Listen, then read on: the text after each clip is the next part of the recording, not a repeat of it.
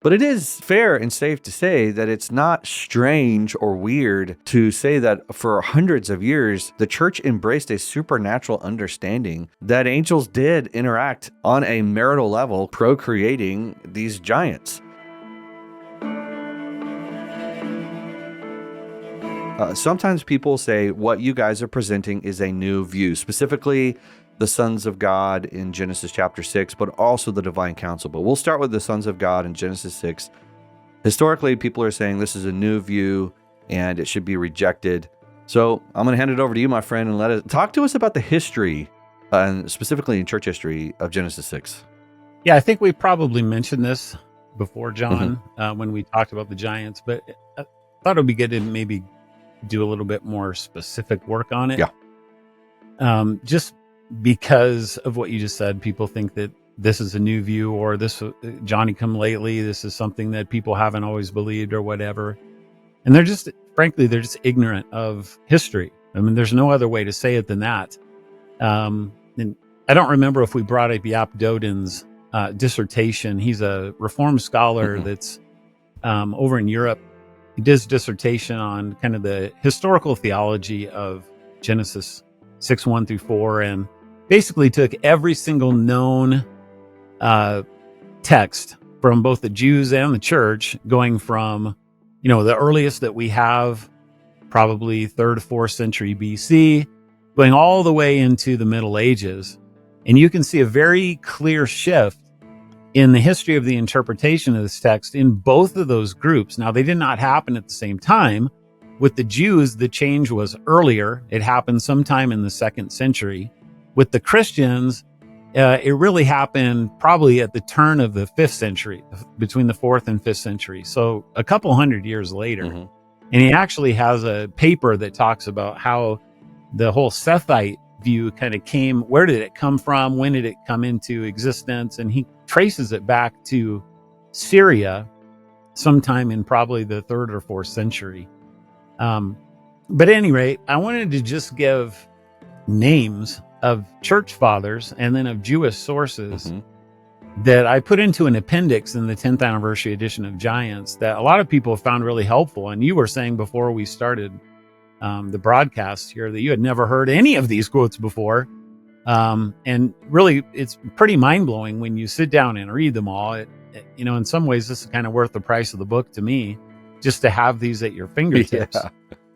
Because these are all church fathers from before Augustine and Chrysostom, writing at the turn of the 5th century. And we have no examples of anyone who took any other view except this. And here's a list of them. We have Papias, 2nd century, Justin Martyr, Athenagoras, Irenaeus, Clement of Alexandria, Bardessian of Edessa, the Pseudo-Clementine literature, Tertullian, Julius Africanus. Now, Julius Africanus is the one that people will say, well, he took the more of a natural view. Well, that's not true. He says that he kind of thinks that he was a historian, and he said, writing around probably 240 AD. And he said that he came across two different views of the text. And where did he get one view from? He got it from the Jews. We'll talk about that in a minute. But he said to him, the natural view seemed more reasonable, but he didn't really know. He didn't actually take a view on it at all. So he's just doing historical work, mentioning that there's another view out there. You have Origen, you have Methodius, you have Menicius Felix, you have Cyprian, Commodosian, Lactantius, Eusebius, the church historian, Alexander of Lycopolis, Acts of Thomas, which is a pseudepigraphal New Testament work, Cyril of Jerusalem, Ambrosius, Sepulchus Severus, Epiphanius of Salamis, Ambrose, Jerome, Didymus the blind, Nimius of Emesa, Hilary of Poitiers, and that's just in the Christian church. And they all of these guys took the supernatural view of Genesis 6. In Jews, you have Septuagint. That's kind of important since the early church quotes it all the time. First Enoch, obviously.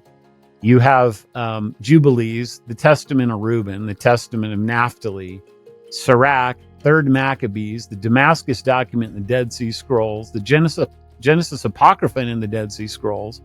You have Philo, you have Pseudo-Philo, you have Second Enoch, you have Third Baruch, the Sibylline Oracles, Second Baruch, Josephus, and the Targum Pseudo-Jonathan. That's like nearly 50 different works that we have. And they all, 100% of those works, up until, like I said, a certain time, take the supernatural view as opposed to the natural view. So when people want to say that the church view has always been the Sethite view, that's right. That's true, but only really after Augustine and Chrysostom and Theodoret kind of made it that way, about 400 years after all of these other texts were being written down in the church. Yeah. So when I originally read that, I was overwhelmed, one, by just some of the more conservative authors that we love, Justin Martyr's Origin, some of these guys, we don't agree with all their theology, obviously. But when you realize that this isn't one guy that was a kind of a one-off who made a statement about the giants and no one ever really heard it before, and then we're all trying to make it popular. It shows up in so many different writings that it was the accepted view and the only view, except for maybe one historian who's like, yeah, there is a natural view that's possible, but it wasn't embraced. And when people read this, especially because I remember, introducing people to the concept of the giants, and you can go back to the episode and listen to it. This is more on biblicism. We're going to talk about what that is here in a minute. It's healthy and helpful to look back and it is important to see, okay, what has history said about this? And I think it's important.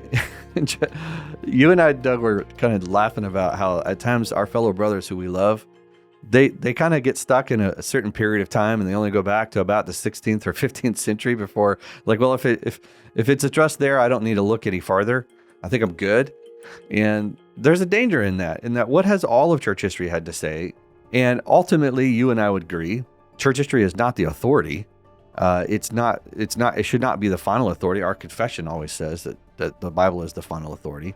But it is fair and safe to say that it's not strange or weird to say that for hundreds of years, the church embraced a supernatural understanding that angels did interact on a marital level, procreating these giants. Like, this is not a strange view that the church, it just came along some weird time later when, someone wanted to fabricate it. Yeah, exactly. It reminded me when you're talking about how so many people will only go back to a certain period of time and they don't go back before that. If we think about the Reformation, the very idea of the Reformation, it's not a new movement to create some new cult. It's the purpose of it was to reform the church. And the only way you can do that is to go back to the early church and say, this is what the early church believed. Now, they could be right or wrong about how they did it, but the fact of the matter is that Luther and Calvin all the time went back to the early church fathers. Calvin's favorite two fathers were Bernard of Clairvaux and Augustine. Now, you could say, well, maybe he should have gone back earlier or whatever for some things, but the point is, he didn't just start theology by himself and say, I'm the beginning, the Alpha and the Omega of theology, and everybody henceforth shall follow Calvin. That wasn't what was going on there. And so if the reformers are going back to the fathers, it seems to me that it makes a lot of sense for us to do the same thing. Yeah.